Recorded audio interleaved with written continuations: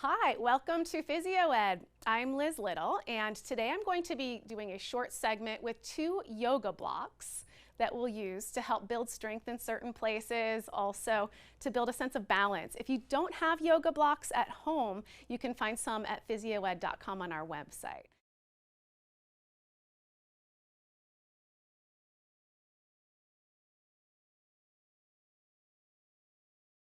So I'm just going to set my blocks down right now. And if you're not already warmed up, just make sure that your body is a little bit warm. You might do some marching. I'm just going to start with some shoulder rolls forward and back. And I'm just going to take a few deep breaths as I do this and just feel my feet and just get grounded. And so when you feel like your body is warm enough, just rejoin me. I'm going to turn and face a chair. If you don't have a chair, you can use a wall. And I'm just going to stretch into the back of my body by stepping my feet back. You can have your palms down or face them one another on the chair. And you're just going to step your heels back so they're about under your sitting bones. Bend your knees if you need, and just get a stretch for your spine along the back body. So think of pressing your arms down and pulling your chest forward. You might feel a stretch in the backs of the legs or the feet. Now this is a really great stretch, and now I'm going to just step my feet forward and we're going to deepen that stretch. So a lot of you might have heard about bending your knees and touching your toes. That's a really good thing for flexibility, but for a lot of people with back injuries, they can't do that so much. I want you to learn to hinge from the hips. And so take your hands to the chair, then slide them to your thighs. I want you to bend your knees and think about tipping your pelvis like a bowl of water, lifting your sitting bones up. And I'm going to now slide blocks under my shoulders, put my hands on the blocks under the shoulders, and let my head go. And what this does is allows you to get that stretch without so much rounding in the back. And if this is too high for the blocks, tip your blocks down. But you might think about lifting your hips up, lengthening the backs of the legs, and then letting your head go down. And if the hands easily touch the ground, go ahead and do that. Now, bend the knees, slide hands to sides of hips or tops of the thighs, and press your way on up. Okay, and now I'm going to reach for one of my blocks. I'll just put the other one aside and use the block to help build some strength in my feet and my legs. So I'm going to take a block and slide it between my shins. And if you feel like your feet are too close, turn your block so that it is sideways, just like this. But you can see my feet are too wide. It puts strain on the outer hips. I'm going to step my feet a little bit closer. And now set the feet up so that they're even with one another. You can have hands on hips or reach the fingertips down. I want you to spread your toes, lift the toes up, and try to root down into your big toe mount, pinky toe side of the foot, center of the heel, and then keep this activity of the feet. Notice it lifts the arches of the feet. It builds strength, and set the toes back down. And now hug your outer shin bones together as you continue to spread your toes. And you might be feeling this work. Hug those shins together. Now I'm going to bend my knees a little bit, slide that block up higher, having that narrow side sticking forward, block above the knee joint on the inner thighs, narrow side sticking forward.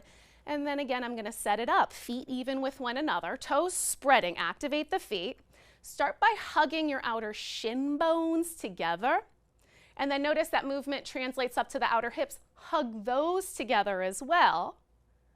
And just gently press down through the feet and lift through the top of your head.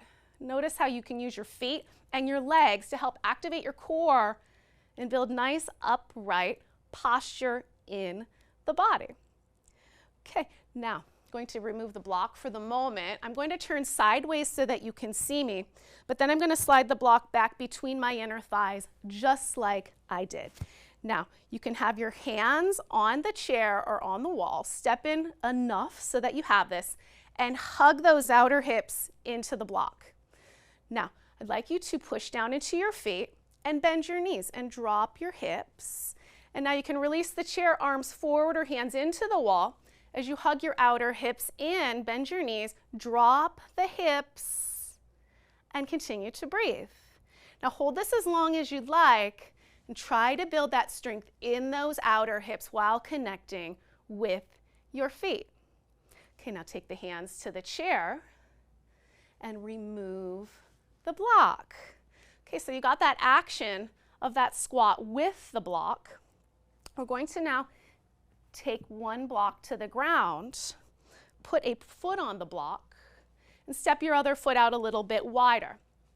Now we're going to take a one-legged squat with one foot on the block. So take your time setting up your feet, making sure your heels are even with one another, toes rotated out just a little bit, a wider stance than we had. And now you're going to slowly bend one knee. You can lift the other heel if you need, and then push into that standing leg and firm the outer hip. Bend the knee, let that other knee track out over the second toe, both knees track, and then straighten the leg. Now take that a few times, and notice how that helps build strength, not only in the outer hips, but also the backs of the thighs. And you might be feeling a subtle release in your inner thighs as you take this movement. And so take that as many times as you'd like till your body feels like it's had enough work. And then at home, you'll take the other side just to even things out. And now I'm going to pick up my block again and build some strength in my shoulders. So I'm going to take my arms forward. I'm going to take the heel of the hand to the block. So you notice the heel of the hand is on the block. My fingertips are reaching past that block. I have my hands shoulder height or maybe a little bit lower. And if you have broader shoulders than me, you might use two blocks to set this up. And so you would take the blocks together and put the heel of the hand on that opposite block. For me, I have narrower shoulders, so I'm going to just use one block. But here's your exercise. So again, heel of the hand at the base of the block, fingertips reaching past it. Organize your feet so that they're under your body, even with one another, and pull your arms back into your shoulder socket. Now, hug the heel of the hand into the block. Notice that activates your shoulders. Take that action and move it to the shoulders. Now, firm your outer shoulders in, and notice that that might straighten your arms a little bit more. And so you might just hold here and press. You might release effort and then come back into it. For those of you who can easily straighten the arms and have no shoulder injuries, you might start to move that block forward and up. And so just work with where you are. If it's too much, reach the block a little bit lower. All right, so great job. And now we're going to do some balancing. So first I'd like you to take the block and put it on top of your head. And it's light. You're going to be okay. Just set it on top of your head and get it organized so that it feels balanced there. And then you can have your arms by your sides or your arms out wide to the side. Just want you to see if you can get your body upright in order to balance that block on your head. So just breathe, push down through the feet. And as you push down through the feet, lift through the top of the head and balance that block. If you want to challenge yourself, you might sometime maybe walk around your kitchen a little bit like this and see if you can keep that block upright. All right, great job. So remove the block and let's take the block down to the ground. I'm going to take one hand to a chair, maybe to a wall, and step the foot near the wall or the chair on the block, other foot even with it. The foot on that block, the knee there, it's bent a little bit. So let that knee bend and then find leveling your hips. Try to level them out. You can keep the hand on the chair or hands to the hips or arms out wide. I want you to see if you can stand on that standing leg and try to engage that outer hip like we've been working. Try to engage the outer ankle like we've been working. Try to engage the toes and the foot like we've been working. And stand. Okay, now go ahead and step the foot off of the block. You can just slide it out to the side. You'll do the other side on your own. You can circle out ankles if you'd like. And now we're going to do a little bit more strengthening by, again, placing the block between your shin bones. Step your feet together so that they're even with one another and hug your outer ankles into the block. Now hold on to a chair, maybe a wall, other hand on the hip. What we're going to do now is press up onto the balls of the feet, lift the heels up off the ground and hug that block and slowly lower back down. Again, pressing up into the balls of the feet, lifting the heels, hug the hips, and slowly lower back down. Take it again with me, inhaling, lifting up onto the balls of the feet. Exhale, slowly lower the heels back down. One more time, inhale as you lift. And exhale, slowly lower back down.